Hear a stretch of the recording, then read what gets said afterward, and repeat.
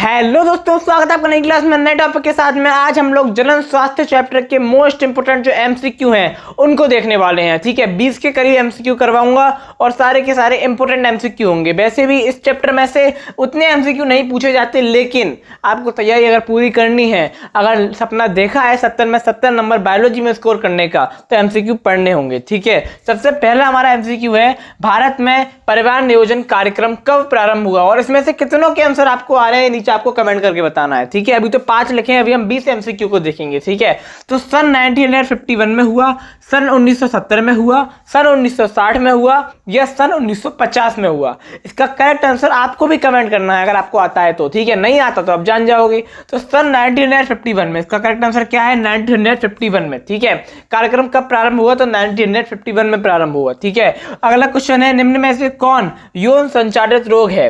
यौन संचारित रोग पूछा है। ठीक है ना, अब देखो, मलेरिया तो नहीं है, डेंगू भी नहीं है, एड्स है। ठीक है, एड्स, सिफिलिस और गोनेरिया, ये कुछ ऐसे नाम हैं जो कि आपको याद रखने हैं, जो कि यौन संचारित रोग होते हैं। ठीक है ना, तो यहाँ पर इसका करेक्ट आंसर क्या हो जाएगा? एड्स हो जाएगा। ठीक है ना, अगला आपका तीसरा क्वेश्चन है, भारत में प्रथम जनगणना कब हुई? जो भारत में प्रथम जनगणना है वो कब हुई? तो देखो, यहाँ पर थोड़ा ट्रिकी मामला आ जाता है। कैसा मामला आता है? देखो, वैसे तो भारत की जो प्रथम जनगणना है, मैं आपको समझा दूं, वो प्रथम जनगणना है वो हमारी हुई थी 1872 में, 1872 में। ठीक है ना, लेकिन ये जो जनगणना है ये पूरी नहीं मानी जाती। पूरी जनगणना कब मानी जाती है? जो पूर्ण रूप से जनगणना हुई थी वो हुई थी 1881 में, और यही क्या होती है? पूरी जनगणना मानी जाती है। लेकिन यह भी सही है और यह भी सही है। लेकिन अगर आपके पेपर में दोनों ऑप्शन दे रखी हों तो कायदे में जो पहली जनगणना है वो 1872 है। लेकिन अगर आपके पेपर में 1872 ना दे रखा हो तो आप इसको टिक मारोगे। ठीक है ना, इन दोनों में से अगर एक दे रखा हो, जैसे कि मान लो केवल ये दे रखा है तो आपका यही करेक्ट होगा। अगर केवल ये दे रखा है तो यही करेक्ट होगा। अगर दोनों दे रखे हैं तो 1872 ही ज्यादा करेक्ट होगा। ठीक है ना, और यहाँ पर इसका आंसर क्या होगा? तो देखो, 1881 तो है नहीं, तो यहाँ पर जो पहली जनगणना है जो कि पूरी नहीं हो पाई थी एक तरह से, वो हमारी 1872 मानी जाएगी। ठीक है, चौथा आपका क्वेश्चन है, निषेचन रोकने की शल्य विधि को क्या कहते हैं? जो चिकित्सीय विधि है निषेचन को रोकने की, ठीक है ना, उसे हम क्या कहते हैं? तो वेसेक्टोटॉमी जो कि पुरुष नसबंदी होती है, ट्यूबेक्टोमी जो महिला नसबंदी होती है, MTP medical termination of pregnancy होता है, उसके बाद ये सभी। तो इसका करेक्ट आंसर हो जाएगा ये सभी। ठीक है ना, ये सभी इसके करेक्ट आंसर हैं। पांचवा आपका क्वेश्चन है, जनसंख्या अधिक होने से क्या होता है? आय की कमी होती है, जमीन की कमी होती है, भोजन की कमी होती है, फिर आप लिख सकते हो खनिज वगैरह की कमी होती है। तो इन सभी चीज़ों की कमी होगी। जनसंख्या बढ़ेगी तो कहीं ना कहीं शिक्षा की कमी होगी, कहीं ना कहीं भोजन की कमी होगी, कहीं ना कहीं आवास की भी कमी होगी, जमीन की भी कमी होगी। तो कहीं ना कहीं सब चीज़ों में क्या होगी? कमी होगी। तो इसका करेक्ट आंसर क्या हो जाएगा? सभी, यानी कि चारों आपके तीनों ऑप्शंस सही हैं। आशा करता हूं कि आपको समझ में आ रहा होगा। अभी तक हमने क्या देखा है? 5 एमसीक्यू को देखा है।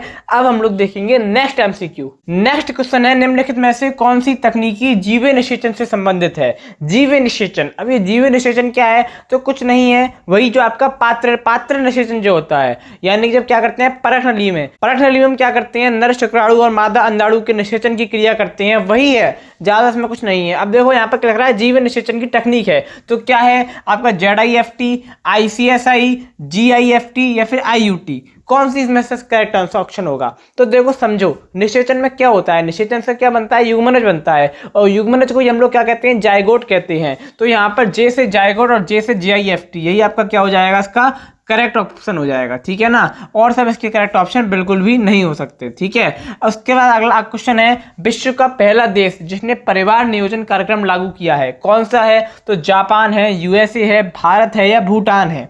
तो इसका करेक्ट आंसर सिंपल सा है, भारत। ठीक है ना, कब किया था इससे पहले हमने चर्चा कर ली है। और अगला क्वेश्चन है आपका, वेसेक्टोटॉमी विधि है, विधि किस चीज की है?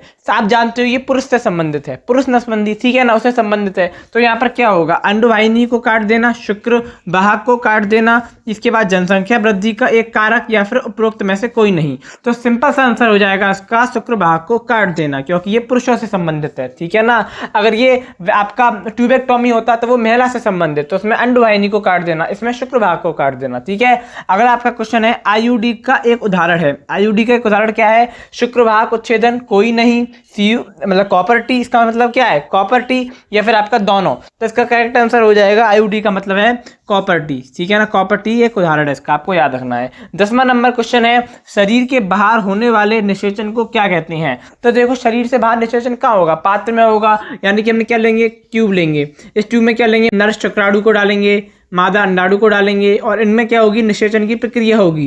तो ये निषेचन क्या कहलाएगा, पात्र निषेचन कहलाएगा। और इससे जो मतलब जायगोट बनेगा, इससे जो भ्रूण बनेगा वो क्या होगा, टेस्ट ट्यूब बेबी होगा। समझे इस चीज को। तो इसका करेक्ट आंसर क्या हो जाएगा, जब भी बाहर हो रहा है, शरीर के बाहर हो रहा है, तो हम इसको क्या कहेंगे, विट्रो कहेंगे, इन विट्रो फर्टिलाइजेशन, IVF, ठीक है ना। तो इसका करेक्ट आंसर क्या हो जाएगा, ऑप्शन ए इसका करेक्ट आंसर हो जाएगा। अभी तक हमने 10 जो आपके एमसीक्यू हैं जो कि इंपॉर्टेंट हैं उनको देख लिया है। मैं आपको बता रहा हूँ इस चैप्टर से ज़्यादा एमसीक्यू नहीं पूछे जाते, लेकिन फिर भी हम इस चैप्टर के नहीं, हर एक चैप्टर के एमसीक्यू को कंप्लीट करेंगे, और चैप्टर के ज़्यादा एमसीक्यू को कंप्लीट करेंगे। इस चैप्टर के 20 से 15 एमसीक्यू कवर करेंगे, ठीक है। अब हम लोग देखेंगे नेक्स्ट एमसीक्यू। नेक्स्ट क्वेश्चन है कॉपर टी का कार्य क्या है। कॉपर टी का कार्य कभी कभार हो सकता है आपके लघु उत्तरीय में पूछ ले, जो अति लघु उत्तरीय होता है इसमें पूछ ले। तो आपको पता होना चाहिए युग्मनज निर्माण को रोकना, उत्परिवर्तन की जांच करना, निषेचन को रोकना, या फिर ये सभी। इसका करेक्ट आंसर क्या है, कमेंट करके बताओ। तो इसका करेक्ट आंसर हो जाएगा निषेचन को रोकना, ठीक है ना।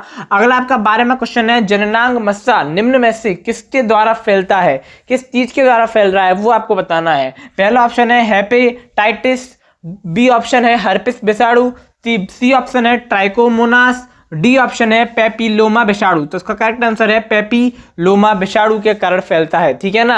आपका 13 नंबर क्वेश्चन है निम्न में से कौन रेट्रोवायरस द्वारा उत्पन्न होता है। किसके द्वारा उत्पन्न होता है, रेट्रोवायरस द्वारा उत्पन्न होता है। ऑप्शन ए है सुजाक, ऑप्शन बी है आपका ट्राइकोमोनियसिस, या फिर एड्स, या फिर आपका सिफिलिस। तो इसका करेक्ट आंसर हो जाएगा ऑप्शन सी एड्स, जो कि आपके HIV आपको पता होगा, ठीक है ना। अभी हम क्या देख रहे हैं, एमसीक्यू देख रहे हैं। जब हम इस चैप्टर के लघु उत्तरीय देखेंगे, इस चैप्टर के मोस्ट इंपोर्टेंट दीर्घ उत्तरीय देखेंगे, तो हम लोग एड्स की बात करेंगे अच्छी तरह से। उसके ऊपर टिप्पणी, उसका वर्णन पेपर में बहुत पूछा जाता है, ठीक है ना। अभी इतना समझना है। 14 में आपका क्वेश्चन है जनसंख्या पर निबंध लिखा था, किसने लिखा था, यानी कि जो आपका पॉपुलेशन है उस पर निबंध किसने लिखा था। तो उस पर निबंध लिखा था हमारे माल्थस ने। किसने लिखा था, माल्थस ने लिखा था। डार्विन नहीं है, लैमार्क नहीं है, आपका ह्यूगो डे व्रीज नहीं है। तो इसका करेक्ट आंसर क्या हो जाएगा, माल्थस द्वारा। तो इस चैप्टर के हमने इतने मोस्ट इंपोर्टेंट जो आपके एमसीक्यू है वो देखे हैं, जितने मुझे लगे, जितने आपके एमसीक्यू में बन सकते हैं वो हमने यहाँ पर कवर किए हैं। इसके अलावा इसके शॉर्ट आंसर क्वेश्चन में भी हम बहुत सारे एमसीक्यू को कवर कर लेंगे, क्योंकि जब इसके शॉर्ट आंसर क्वेश्चन को पढ़ेंगे तो वहां से भी एमसीक्यू बनते हैं। लेकिन जितने एमसीक्यू आपके पिछले सालों में आए हुए हैं, पिछले 2 से 3 सालों के सेटों को देखा, ठीक है, और जो इंपोर्टेंट लगे, जो आ सकते हैं, इस चैप्टर से इतने एमसीक्यू नहीं आते जैसा कि मैंने आपको पहले बताया, तो वो एमसीक्यू मैंने आज आपको करवा दिए हैं। आशा करता हूं कि आपको समझ में आ गया होगा। अब मैं आपको मिलूंगा एक और नई क्लास में नए टॉपिक के साथ में। तब तक के लिए जय हिंद, जय भारत।